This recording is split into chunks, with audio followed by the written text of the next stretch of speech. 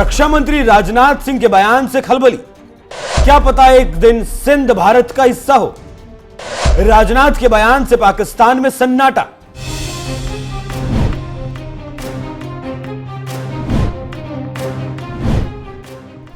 मोदी सरकार में पाकिस्तान को लेकर अगर कोई दिलेरी के साथ बोलता है तो वो मंत्री या नेता एक ही हैं, जिनका नाम है राजनाथ सिंह। राजनाथ सिंह के अलावा कोई और नेता यदा कदा मौके पर बोलते हैं, लेकिन राजनाथ सिंह पाकिस्तान को लेकर हर भाषण या फिर हर मौके पर बोलते हैं। आप उनका कोई भी भाषण उठाकर देख लीजिए जिसमें पीओके, बलूचिस्तान, खैबर पख्तूनख्वा, सिंध की बात जरूर होती है। और भारत के एजेंडे को जो आगे बढ़ा रहा है वो हैं राजनाथ सिंह। इसके साथ ही साथ मोहन भागवत जी भी इस तरह की बात करते हैं और कहते हैं कि एक दिन भारत का सपना पूरा होगा। अब उसी कड़ी में रक्षा मंत्री राजनाथ सिंह ने सिंधु को लेकर ऐसा बयान दिया जिससे पाकिस्तान में हड़कंप मच गया। और इसको लेकर पाकिस्तान सरकार और सिंध के सीएम मुराद अली ने अपनी बात रखी है। पहले हम राजनाथ सिंह ने क्या कुछ कहा था वो आपको सुनाते हैं। आज सिंध की भूमि, मेरे बहनों भाइयों, यह भारत का हिस्सा भले ही न हो, लेकिन सभ्यतागत रूप से सिंध हमेशा भारत का हिस्सा रहेगा। और जहां तक जमीन की बात है तो बॉर्डर्स तो बदल सकते हैं, क्या पता कल को सिंध भारत में फिर से वापस आ जाए। तो सुन लिया आपने क्या कह रहे हैं रक्षा मंत्री। अब इसी को लेकर पाकिस्तान के सिंध में सीएम मुराद अली ने अपनी बात रखी है। मुराद अली ने कहा है, सिंध पाकिस्तान का एक ऐसा हिस्सा है जिसे अलग नहीं किया जा सकता और जो उसका अभिन्न हिस्सा है। सिंध पाकिस्तान का हिस्सा था, है और रहेगा।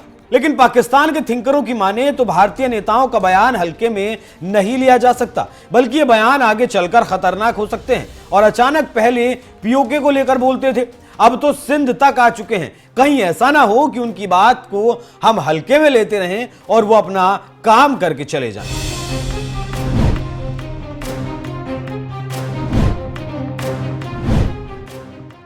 वहीं राजनाथ सिंह के बयान पर विदेशी मामलों के जानकार और भारत पाकिस्तान के एक्सपर्ट की माने तो सिंध पर बयान देने से पहले क्या राजनाथ सिंह को पता नहीं होगा कि वो सिंध पर जो बोल रहे हैं वो वायरल होगा। पाकिस्तान में जंगल की आग की तरह उनका बयान वायरल होगा।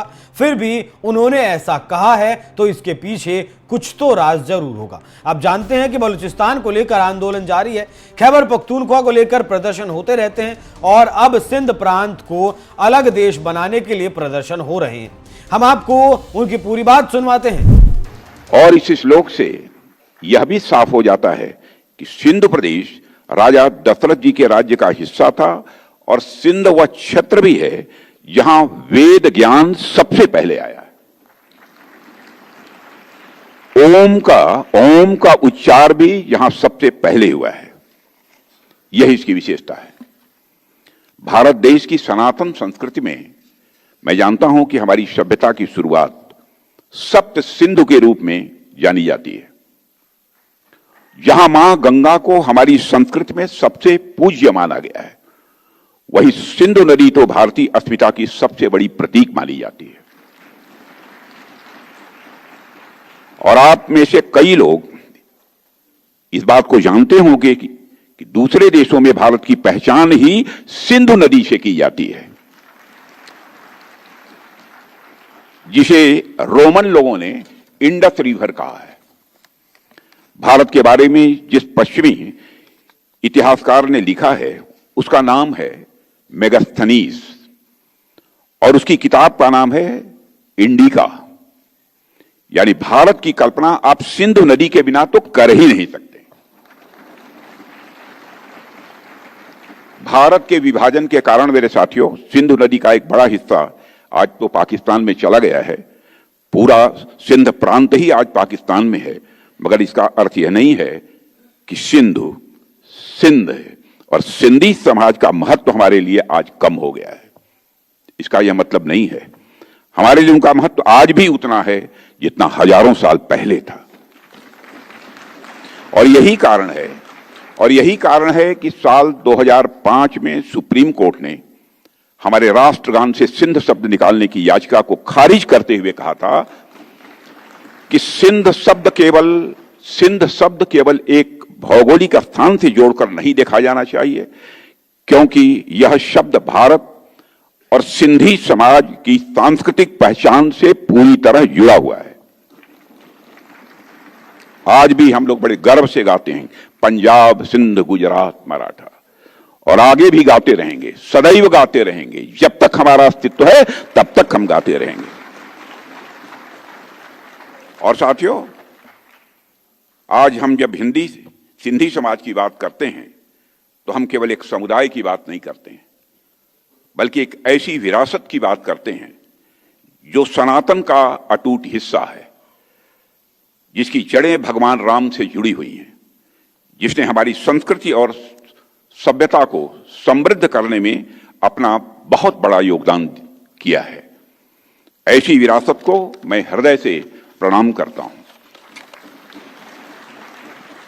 देवियों और सज्जनों, आज सिंधी समाज भारत और विश्व भर में अपनी मेहनत और प्रतिभा के लिए जाना जाता है।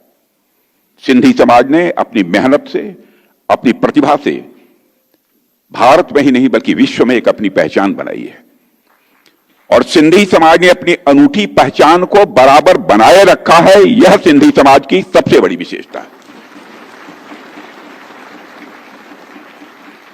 चाहे वह सिंधी भाषा की मिठास हो, या संत काव्य हो, या फिर सिंधी कला की जीवंतता हो, यह हमारी साझा परंपराओं को दर्शाते हैं। और साथियों, विभाजन के कठिन दौर में जब सिंधी समाज को अपनी जन्मभूमि छोड़नी पड़ी थी, पलायन करना पड़ा था, मैं मानता हूं तब भी आपने हिम्मत नहीं हारी थी। यह आपकी विशेषता है।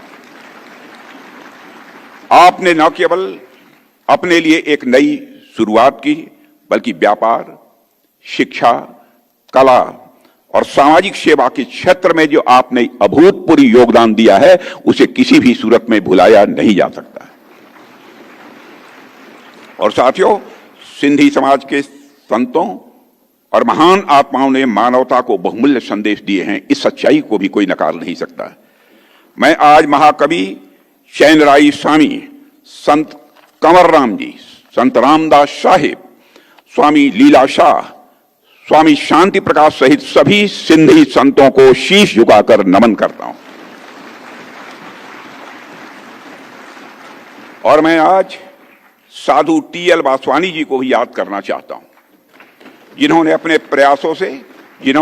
प्रयासों से शिक्षा के क्षेत्र में एक अमिट छाप छोड़ी है।